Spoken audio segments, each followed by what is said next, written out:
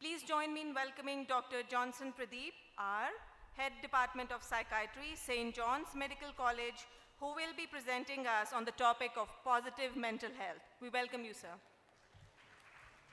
Good morning. I think none of you have had breakfast. Little more louder. I think you have to break the ice. Please, all of you stand up. Keep all your books down. Get up, all of you fast. Yeah, take a turn, right side, around. Yeah, come on. All of you move. Move around one full circle and then sit.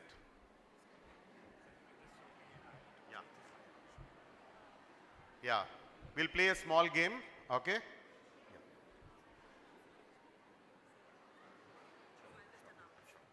Okay. So again, let's play a game. All of you stand up. Keep your books down.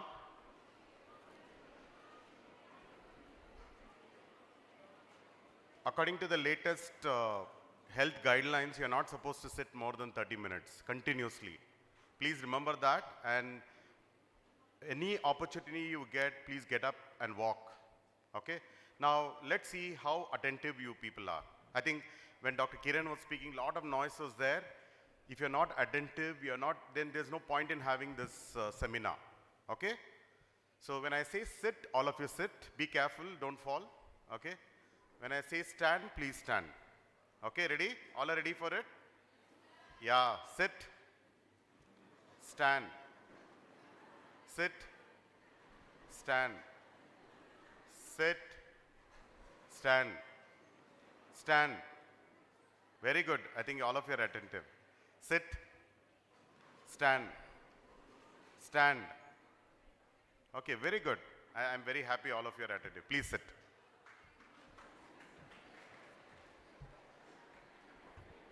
Thank you so much, all our attentive students. We really appreciate it. Now I'll request Dr. Lingraju ji to present a bouquet for Dr. Johnson, please. Thank you. I think my friend Dr. Kiran gave you a background why it's important to think about mental health. So do you all think after listening to the talk by Dr. Kiran, mental health is important? Is there anybody who disagrees? Who feels, no, I'm fine, I don't have anything to do with mental health? Is there anybody who feels that? If you have, please raise your hand. There's nothing wrong. As young students, you have to ask questions. So, all of you agree you have mental health? Mental health is important? Yeah, recently we had a Catholic conference on mental health ministry this year. Bishop Peter Machado gave his keynote speech. You know what he said? Everybody has a streak of madness. Do you agree with that? So if everybody has a streak of madness, then everybody is mentally ill, no? Isn't it? If you have a streak of madness, we are all mentally ill then. Everybody is mentally ill then, is it? Do you agree with me? So what he meant was, there is madness in all of us in the form of creativity, in the form of intelligence, in the form of certain skills. That's what he meant. Okay? So there is creativity, there is some level of madness in us that makes us more creative. Okay? Now, can you go to the next slide? In fact, WHO has given a definition of health. So I think you all know, everybody is working in the mental field will know about this WHO definition, that health is a state of complete physical, mental and social well-being, and not merely the absence of a disease or infirmity. That means you may be physically fine, you may be socially very good, but if you're not mentally fine, you have a problem. Okay? So it's very important to keep your mental health so that well so that you can continue to function normally. Okay? So please remember, when we say mental health, it doesn't only involves disorders. We talk about there are a lot of things like positive mental health, okay, resilience, which we'll be briefly covering about every stage. So it is an umbrella term. When you say mental health, it's like an umbrella term, okay? There are a lot of factors or lot of mental related issues in it, okay? So it's very important to tease out what is normal, what is abnormal, okay? So as psychiatrists like Dr. Kiran and myself, we deal with a lot of abnormal psychology, like psychiatric disorders. We deal with schizophrenia, we deal with depression, suicide, bipolar disorder. So not only that, we have seen even normal people coming to us and taking help. Okay?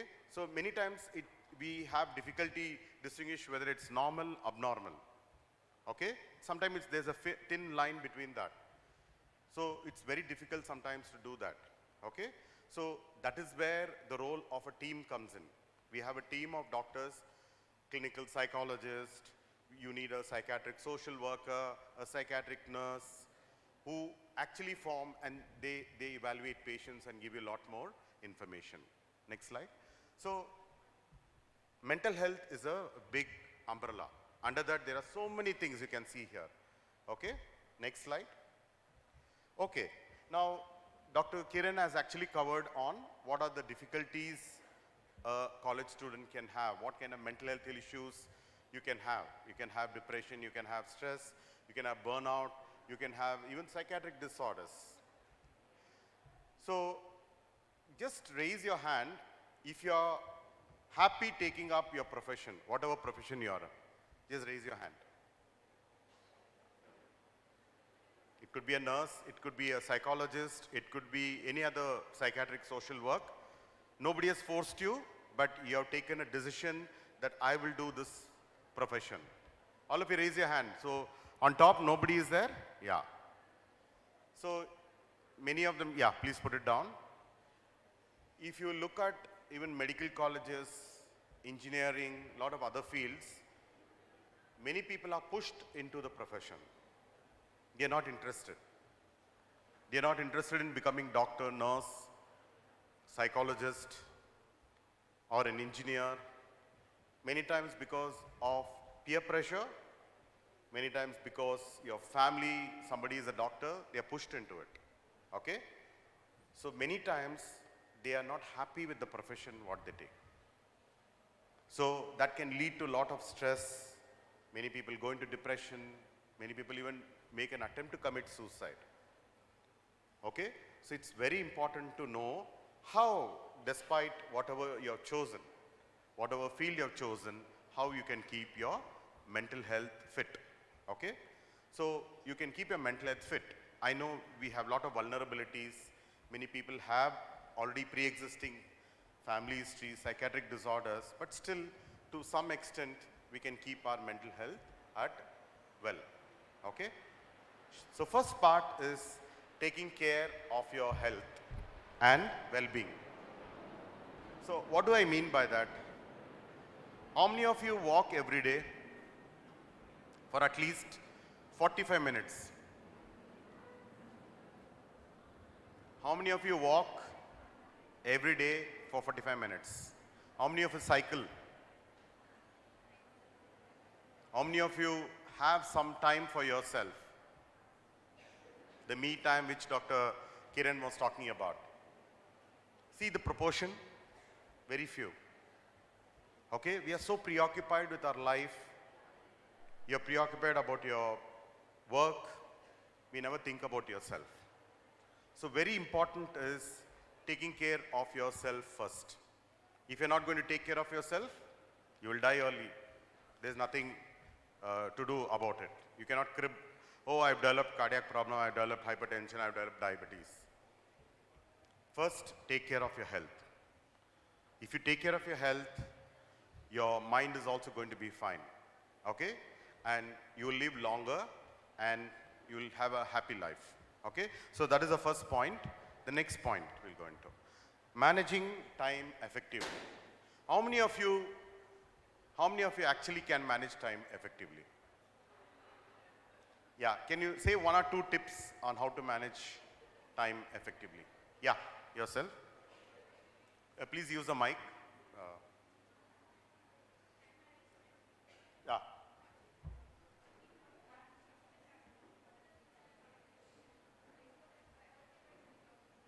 Okay, sure. So, as students, you may feel, oh, I have 9 to 5 classes. I cannot do anything about that. But you have a lot of time after that. You can get up early in the morning and go for exercise. The evening, you can actually plan it properly. I've seen many students actually studying the whole night. They sleep at 1 o'clock, 2 o'clock, or sometimes 3 o'clock or 4 o'clock because they want to study well for their exams. In the cost or at the cost of their own sleep, and they're going to sleep in the class next day. Okay? So, unless and until you plan your day properly, you're not going to do well. So the first point, can you tell me what is the first point I talked about today? The first point, taking care of your health and well-being. Second point, managing time effectively. So you can actually put up a timetable, okay? See, everything may not go on as you plan. Every day may be different, but at least you can stick on to what you're planned for.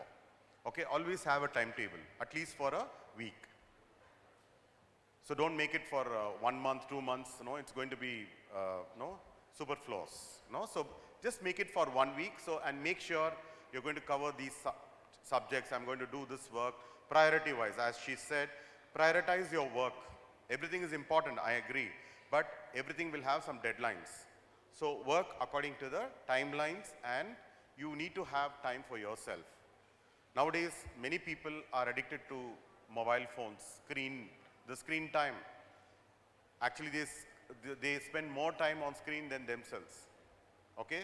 Social media, they keep watching WhatsApp, mobile, waste a lot of time actually. A lot of time goes waste in that. Okay? So, managing your time effectively can actually help you a lot way. Okay? In fact, in US, lot more students actually go work also.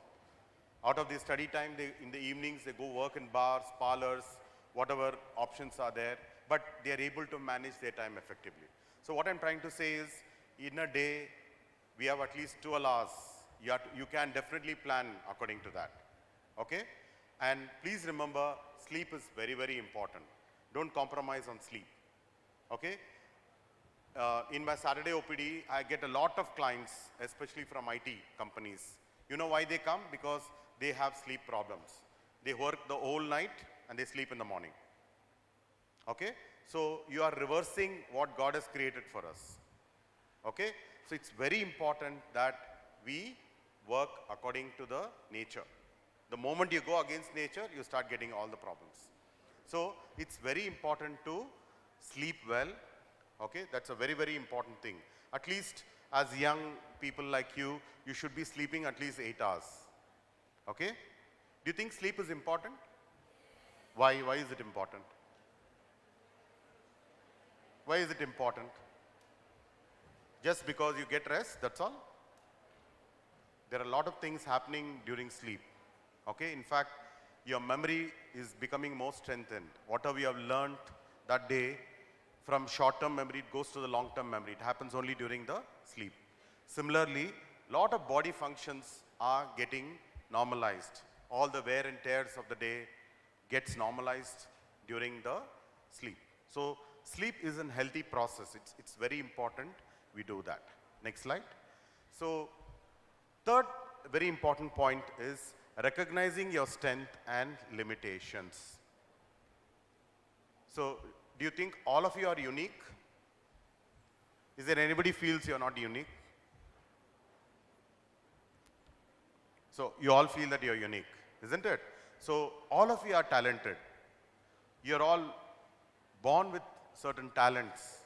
Recognize that. Okay? Recognize the values you have. Recognize what good things or creativity you can have or what you have. Or sometimes you can develop some new creativity. Okay? So recognizing that is very important. Okay? That is why spending me time is very important to know all these things. So unless you can take the help of a psychologist to understand yourself. Okay? So understanding what are the positive things I have. Okay? These are your actual resilience. They actually help when you have a problem. Sometimes some people are very good in handling problems, or sometimes some people are very good in negotiating certain things. Some people are very good in talking. Some people are very good in writing. Some people write poems. Some people write a good story. So each one has a good talent. So utilize that. Okay? So very important is to first recognize, and there's nothing wrong in developing a new habit or a new hobby which you like. So that helps you a long way. Okay? Not only that, please remember we all have limitations also. Okay? So everybody will have limitations, but doesn't mean that there's nothing going forward in that. There is definitely understanding that will know that what are you good at, what are the weaknesses you have. You can work on that. Sure. So it's very important to understand what are the positives I have, what are the negatives I have. So use the positives, and if possible, you can work on your negatives also. Okay? Is it right? Okay. Next. Surround yourself with good people. Maybe I'm a little moralistic here. Do you think that is good? Many of my patients who come with substance use say, "Doctor, I don't want to drink, my friends forced me." So I always ask them, were you sitting quietly when they poured alcohol into your mouth? Is it possible? So unless you drink alcohol, others will not give it to you. So surround yourself with good people. What we mean by good people is those who don't take substances, those friends or peers who are there for you when you have a problem. Okay? Those who are supportive when you have times of loneliness or when you have some issues, they are there to help you. Those are the people whom you need at times, and at the same time you should reciprocate that also. So surrounding yourself with good people will help you a lot. The relationship or the bond you're going to have with them is really going to last a long time. So surrounding yourself is very, very important with good people. Okay? Many times, many young people, students come and tell me what are the kind of problems they go through, how they are influenced into drugs of abuse, how the whole life has, the trajectory of their life has changed into some other problems. They get into gang wars, they commit small mistakes and they get into the prison and their whole life changes. So having good friends, peers, associating with people who are more productive actually will help you also to be motivated to do a lot of good things. Okay? Next. Practice relaxation. How many of you practice at least 10 to 15 minutes of relaxation every day? How many of you? Please raise your hand. Please raise your hand. How many of you do that? So none of you are doing that. So that time you'll be watching your mobile. Okay. Now let's do one small exercise. Okay. Now keep all your bags, books, everything down. Okay. We'll do a small relaxation session. This is called box breathing. Okay. Anybody can do any point of time except if you are having a major psychiatric illness, you are not advised to do this. Okay. So all of you just listen to me once and then we will do the session.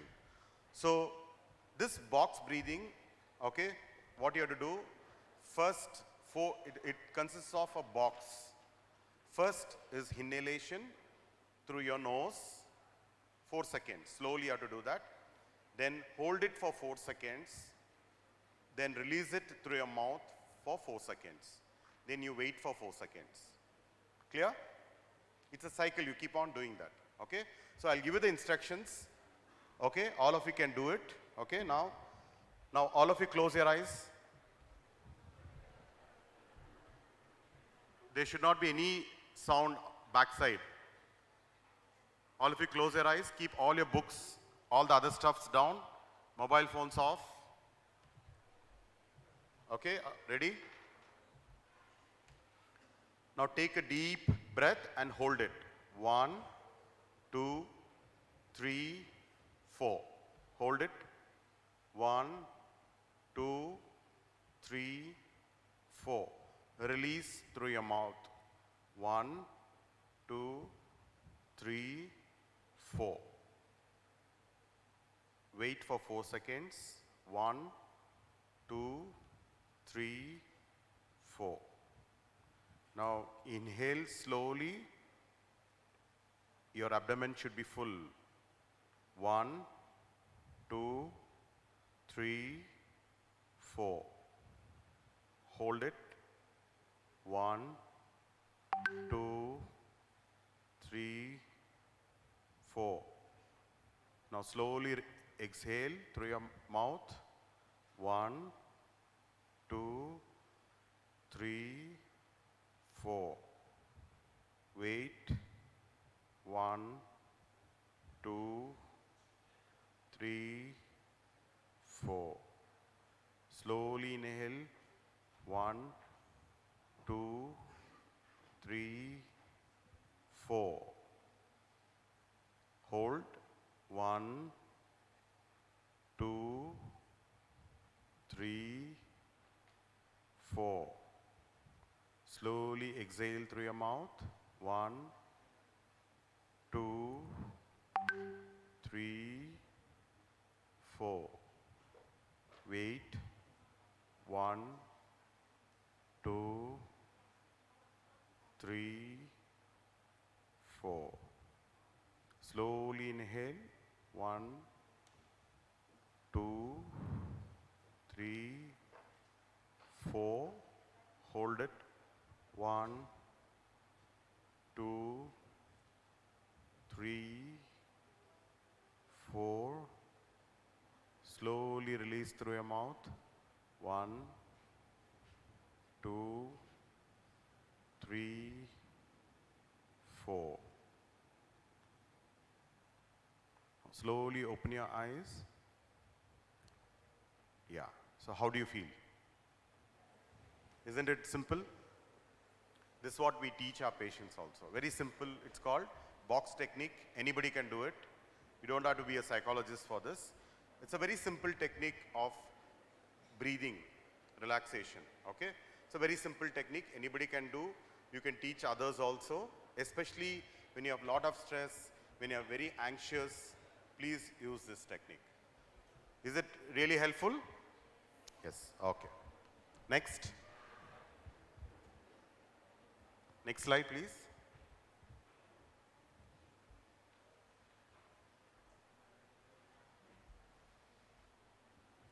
Next slide. Okay. So I think Dr. Kiran also talked to you about drugs. Okay. Can anybody tell me, just rattle out what are the drugs you know? What are the drugs? Marijuana, very good. Alcohol. I can't hear, so if you can raise your hand and tell me also, it will be great. Any other? So marijuana, alcohols, cigarettes, tobacco, chewing tobacco, anything else? I can't hear you. Just raise your hand and tell me, shout. Painkillers. Dr. Roger is saying painkillers. He is seeing a lot of patients who abuse painkillers. That's also painkillers. Very specifically, we are talking about opioids. Opioids, no, they can cause addiction, no, especially cough syrup. Okay, what does cough syrup contain? Codeine. So that is naturally occurring opioids. So again, that is very addictive. Okay, any other? Any other you come across? I can't hear. Loudly. Cocaine, very good. Cocaine is there. Heroin, yeah, very good. Heroin again comes under the naturally occurring opioids, very good. What about petrol? You think petrol can be abused? Yes. Yeah. So sniffing. No, a lot of people do sniff lot of this kerosene or petrol. Some people even use RSX, okay, cleaning agents, perfumes. They all come under the category of inhalants. Okay. So uh, there are many drugs of abuse. Even people are becoming more cleverer. Okay. Have you heard of synthetic cannabinoids? Okay. So which cannot be detected in urine. Actually, most of the other drugs, no, we can actually detect it in the urine. But people are becoming more and more clever. Okay. So if you go to some parts of the country, you will get synthetic opioids. Like, have you heard of MDMA? Yeah. So PCP, MDMA, there are so many drugs of abuse are there. And different ways people are creative in taking it also. There are different techniques. For example, there's a technique called, I think you all know, or our old grandmas used to take, no? They sniff tobacco, okay? So tobacco can be taken orally, smoked, or even taken intranasally, okay? So there are different ways people take this. You should be aware of it. I'm not telling you, please go do it, but you should be aware of it. When another person is taking, you should tell them not to do that, okay? So there are a lot of drugs of abuse, and the sad part is our youngsters are addicted to that, okay? They feel they are locked into it and they are not able to come out of it, okay? That is why we have rehabilitation centers, we have de-addiction centers now, which can actually help you to come out of that, okay? So what about coffee? Is coffee an addictive agent? So none of you are drinking coffee then? So what I'm trying to say is anything which is taken at normal levels, which does not harm your body, which does not harm your day-to-day functioning, is okay, except coffee and tea, okay? That doesn't cause that much major problems, like it doesn't cause you withdrawal. It causes to a minor extent, but compared to alcohol, tobacco, your cannabis, your opioids, they're very dangerous. No, you will get addicted to that, and you will get into problems. What does WHO say about addiction? So, is everybody who takes alcohol addicted to it or dependent to it? No. There are only some people, as Dr. Kiran was saying. Do you know how many crores of people are addicted to alcohol in India? 2.7 crores. 2.7 crores of people are addicted to alcohol. But around 16 crore people do take alcohol. So you can see that difference. No, so many people take alcohol, but not all are addicted. So what it says is that anyone who takes alcohol is not an addict, but if he continues to take it, his body is getting affected because of his intake, there are withdrawal symptoms because of that particular drug, he is not able to function his day-to-day activity, then it is a problem. Okay? So recognizing that, telling your friends, please don't take alcohol, especially in parties.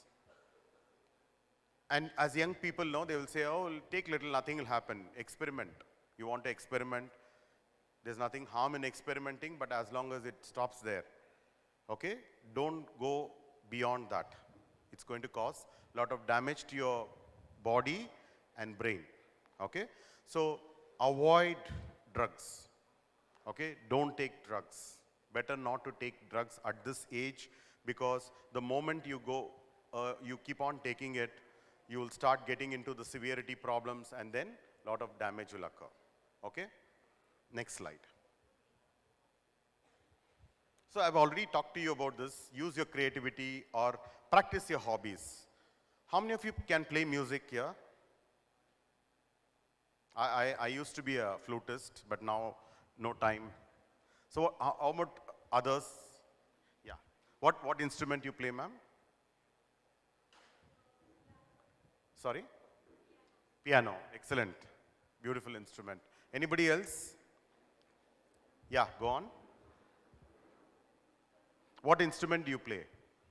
Guitar, very good. Any other? Yes. Harmonium, excellent. Any others? Nobody from top, huh? Nobody from the, any other instruments? Yeah, so there are a lot of, it's not only that you have to be a musician, sometimes even listening to music can help you, okay? Just listening to some nice soothing music after a tiring work or after a college can actually relax you. And when you play that instrument also, you feel very proud of yourself that I'm able to play this music, okay?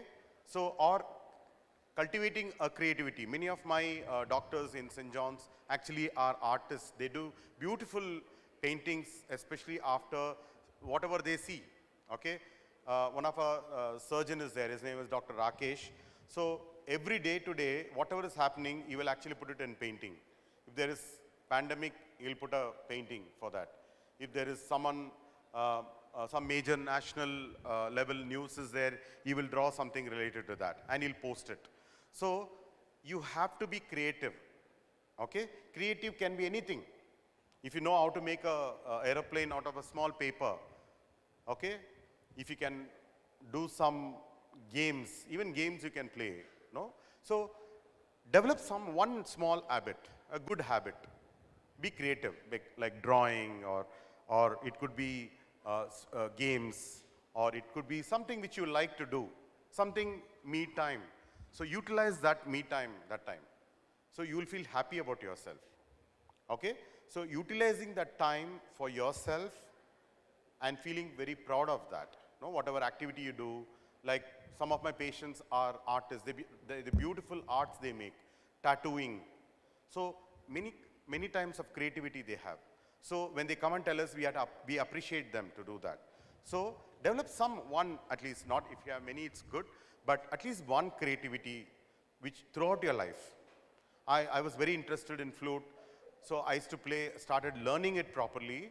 It took 2-3 years to learn, but I learned it properly, Carnatic music. Then I slowly went on to play in my medical college and won a lot of awards. So it's a good thing for you, like when you feel happy about yourself, you're able to do something good. So develop a creativity. Next. I think I already spoken to you about this. So what is the minimum time you need to exercise? Let's say you don't have much time now, but what is the minimum time you're supposed to exercise? Okay, I'll give you the cutoffs, you can raise your hand. How many of you agree that minimum time should be 30 minutes? Raise your hand. Okay, put it down. 45 minutes? Only one madam is saying 45 minutes. Very few. 1 hour? So 3 of them, 4, okay, 4 of them are saying. If you want to lose weight, you need 1 hour of walking daily. How much? So it will manifest to how many steps? 10,000 steps approximately, or 4 kilometers. Okay? If you're cycling, around 16 kilometers. Okay? I also do cycling, so I'm proud to say that. So 16 kilometers of cycling, at least once in 2 days. You cannot do a lot more things. Also, please remember, don't overdo any exercise. You'll have repercussions. Minimum mandated is, if you want to lose weight, 1 hour of walking, simple walking, brisk walking, or 4 kilometers of walk, or at least 45 minutes if you want to maintain your weight, 30 minutes if you want to maintain your heart well. Okay? So you decide how you want to break that time. Okay? You can do it in the morning, night, preferably not in the night. Evening is okay. And you can break it also. If you want to do 30 minutes morning, 30 minutes evening, that's allowed. Okay? So this is what is generally advised. Okay? With your physical exercise, you also have to diet. Okay? The main culprit is carbohydrates. Cut down on your carbohydrates. You can eat a lot of non-veg, no problem, but carbohydrates you should cut. Rice, okay? Cut down on rice. Idli, South Indians are known for that, no? Idli, vada, dosa, all those things. You know how much one masala dosa contains? How many calories? One masala dosa, any typical masala dosa you eat anywhere outside, how much calories it contains? Guess, take a guess. How much calories it contains? Nobody's clueless, all are clueless. It has 2,400 calories. It is enough for your lunch actually. So one masala dosa is enough for your lunch. So be careful about, conscious about nutrition also. Eat lot of fruits, vegetables. Okay, occasional non-veg is allowed. Okay, if you're eating chicken, eat without skin. Okay, so if you can avoid as much as fat as possible, you'll be a lot more healthy. Okay, is it clear? So please be conscious of what you eat. What you eat is who you are. Okay, be conscious of that because it has a lot of repercussions on the weight also. Next. Spirituality and religion. Okay, do you think these are important? Is there anybody in this room who does not believe in God? Atheist? Okay, there's nothing wrong in that. Okay, is there anybody who does not believe in God? Please raise your hand. So all of you believe in God? Huh? So you don't believe in God? Okay. You don't believe in God? Okay, good. I'm happy you said that. So for them we have spirituality. Okay? You need not believe in God, but you can follow spirituality. What is spirituality? It is a kind of same what I taught you, relaxation. Okay, some hope is there.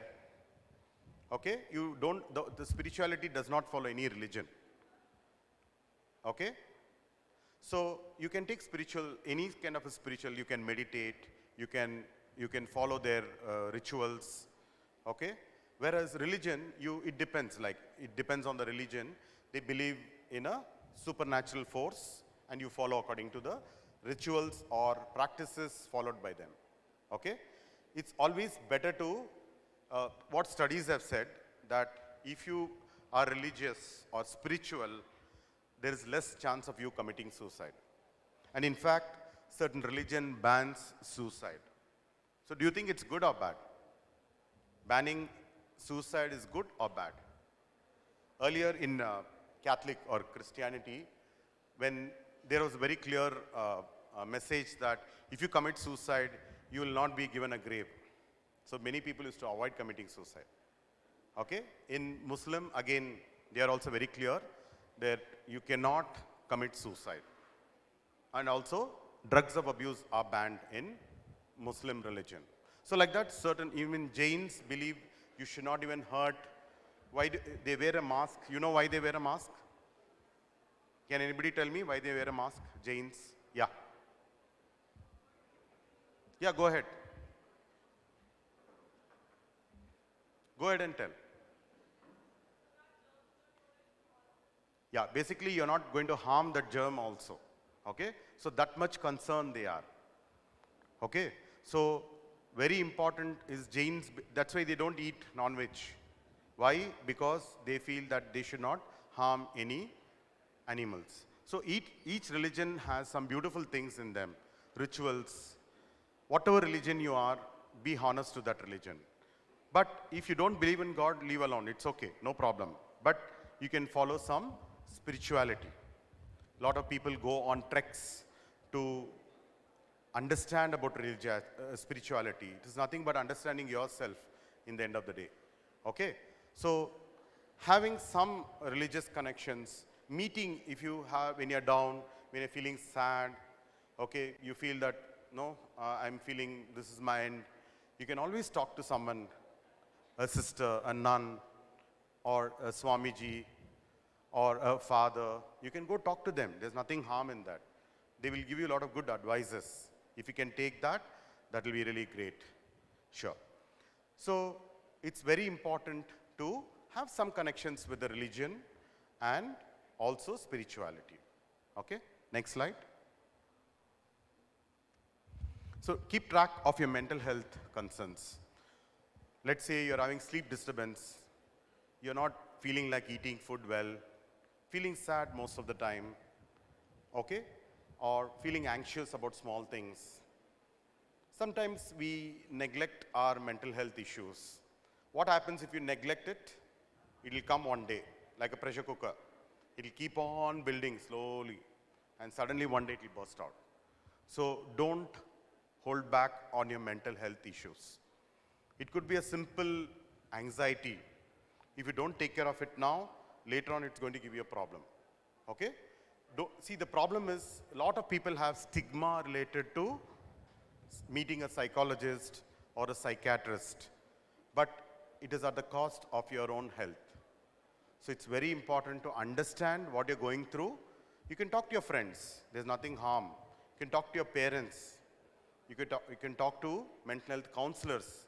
Student counselors are there in most of the colleges. You can go talk to them about your problems. Okay? If it is really worst or if it is really severe, they'll refer you to a psychiatrist or a psychologist. And there's nothing harm in meeting them. Okay? Many people are doing very well with the proper kind of treatment. And all psychiatrists will not start you on medication unless and until there is a major problem. Okay? Next. Utilize mental health services. Okay? So not only your own student college counselors or your friends who advise you, but you can actually approach a lot of medical colleges or private psychiatrists, psychologists who are there to help you. Okay? It's only just making that few steps and taking that appointment and seeing the psychologist and psychiatrist. So there are a lot of services available. Even if you can't afford it, there are a lot of free services given by a lot of counseling agencies. You can approach, and even nowadays online help is there. Even government of Karnataka has a lot of services. It is available at all the health and wellness centers in our Karnataka. I can proudly say about that. No, there is something called Telemanas which is available. If you can't afford also, it's freely given by the government of Karnataka. Okay, so you can utilize those services. Next. Okay, so all this while I was talking about how you can foster your resilience, or how you can improve your resilience, how you can seek help, how you can change your life. Now, very briefly for the colleges or university. If any of the administrators are there, it may just help you. Very briefly, next slide. So, it is very important to start the conversation of mental health and increase communication in the colleges. So, many colleges don't want to talk about it.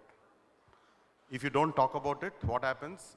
Your students are going to harm themselves in some way or the other. So, it's very important they communicate it properly, give a lot of information, and that can help the colleges a lot more. Next slide. Make mental health promotion and suicide prevention a campus-wide effort. So it's not only one class, two class which is interested, but the whole university should be interested. They should make information available and how they can take help, giving that confidence in the students, privacy for them, and how they can refer them to mental health professionals if required. So making health promotions, mental health promotions, talking about depression, talking about suicide, talking about various major psychiatric disorders can really help. Very important, involve students, faculty, staff in the development and implementation of mental health campaigns, services, resources, and support. Basically establishing a support system. If there is support, if you know that I can approach somebody, I can discuss about my problems to them, definitely that will help you a lot. And some kind of privacy is maintained and confidentiality is there. People will feel a lot more comfortable to talk about their problems and take help. So the universities can set up rooms where or the counselors are available. They can go approach the counselors and take help. Okay? Next. Integrate it into academic and student life and follow up with resources and support systems. So basically, teach them, like how I taught you a simple relaxation, teach them some small skills with which they can learn, adapt themselves and modify themselves, and are able to have a lot more benefits from those aspects. So very important is schools have life skills programs. In fact, NIMANS has come out with a life skills guidelines. WHO has a life skills guidelines. If any of the university are interested, they can download that and utilize that. Okay? So the universities can use life skills and incorporate that into the academy. So they can have one particular class in a week where they can do something on relaxation or teach them how to do arts, hobbies. So they can invest on that actually. Next. Next slide. Make sure information about services and supports are readily available and communicated to the students. It's very important. It's not only you have a setup, you have a counselor sitting there every day, but you have to inform that to all the students. So put up posters, put up information on the net so that people can access them. The timings when they are available, in a crisis what they can do, whom can they call, okay? You can even identify some peer group who can actually support their juniors when they are in a crisis. So having information about that services can be really helpful. Next. Assess the needs of students and take a staged approach to meet their needs. So all are unique. Nobody is, you cannot just give a generalized plan for everybody. Each person is unique. So the plans, what you're going to tell your students is going to be very, very specific to that person. So don't give a generalized plan, but very tailored plan to the students so that they benefit from that. Okay? You have to look at their socio-economic background, where are they coming from, what are the language barriers they're going to have. Okay? All those issues need to be considered. Okay? And then help them. Next. Collaborate with outside organizations and the community. So we come to the last slide. So collaborating with other universities. For example, TREDA collaborates with St. John's, and we do a lot of programs like this. So similarly, we also refer our patients to TREDA. Most of our patients come here and take rehabilitation and then go away. They do very well. Okay? So having some kind of a setup with the universities and nearby institutions who look into mental health aspects can be very, very helpful. So with this, I will stop my talk. Any doubts or clarifications you can give me. Any doubts you can ask me.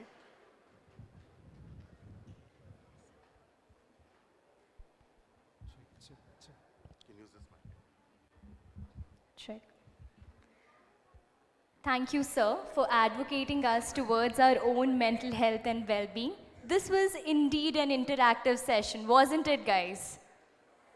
All right, it's time. We give a huge round of applause to sir. Can we please have a huge round of applause from all the participants?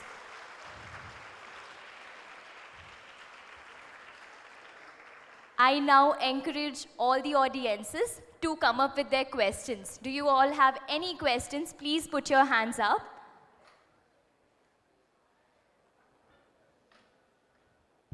We have a question at the back.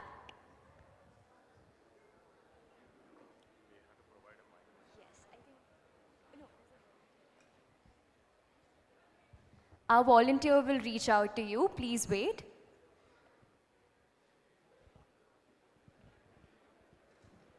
Good morning, sir. Good morning. Yeah. Sir, can you tell me about the life skill guidance? Can you just advocate about it a little bit more? Yeah. So life skills are basically whatever I told you today. Okay? It talks about physical health, relaxation, have a good nutrition, good sleep, good appetite. Okay? Cultivate good habits like creativity, what I told you, hobbies. So these are all given by WHO. Okay? That's nothing new. It is all same what we are all already practicing, but in a little more technical manner. So if you can follow this, definitely your life will be in a better frame of mind. And these are essential components of your mental health also. Okay, you got it? Thank you so much, sir. Sure, thank you.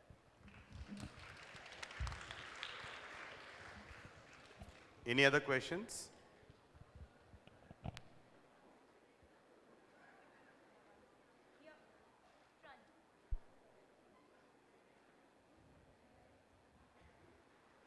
Madam.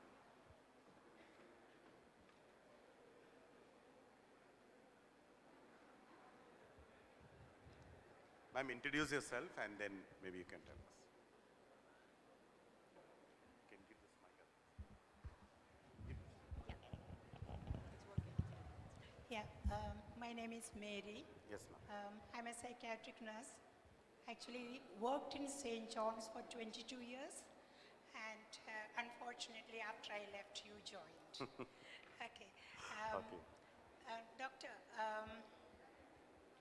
you talked about IT people not going against the law of nature, not sleeping at night.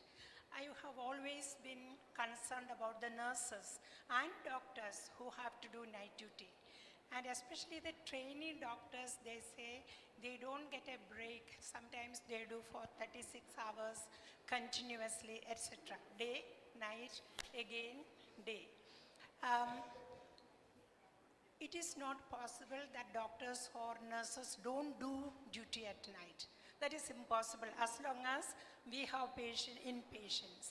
But we can provide facilities for those, and how do you promote that? How do you advocate for their mental well-being?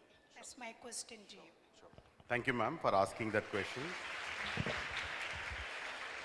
In fact, one of my orthopedic PGs, not one, all the 6 people were referred to me at the same time, same moment by their HOD, saying they're not working. Okay? So I said, okay, there's nothing wrong in seeing all at a time. There's a common kind of a problem. So I asked them, so they were telling me, doctor, we don't get time to do this, that, we don't sleep, we sleep very late. So I said, okay, you will have Sunday off, isn't it? They said, what Sunday? They never get a Sunday off also. So the problem is not only with the doctors, not only with the nurses, but even everybody working in the medical field goes through that. So now NMC has mandated very clearly that they cannot work beyond certain hours. Okay? So we have to change our mentality about that. So we need to employ more people.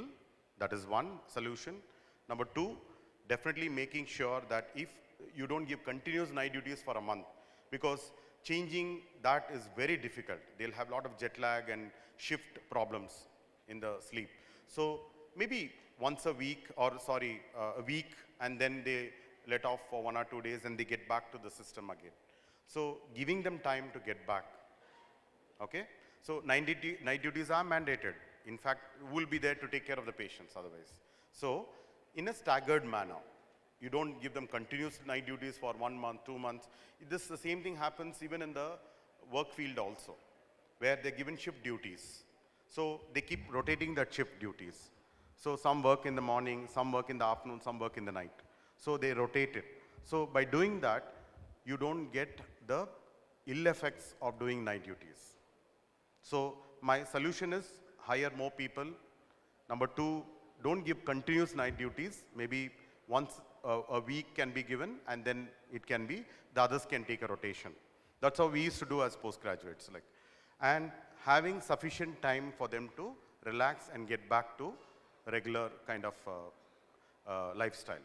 So I think beyond that, and right now the NMC is very clear. National Medical Commission has very clearly laid down guidelines saying postgraduates cannot work beyond certain hours.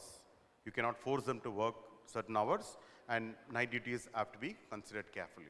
So it's very important to take care of the mental health of all our medical fraternity also. Thank you.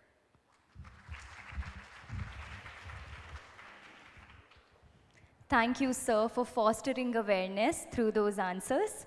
Thank you, audiences, for the questions. Any other questions we have, we'll address that towards the end of the day. Thank you, everyone.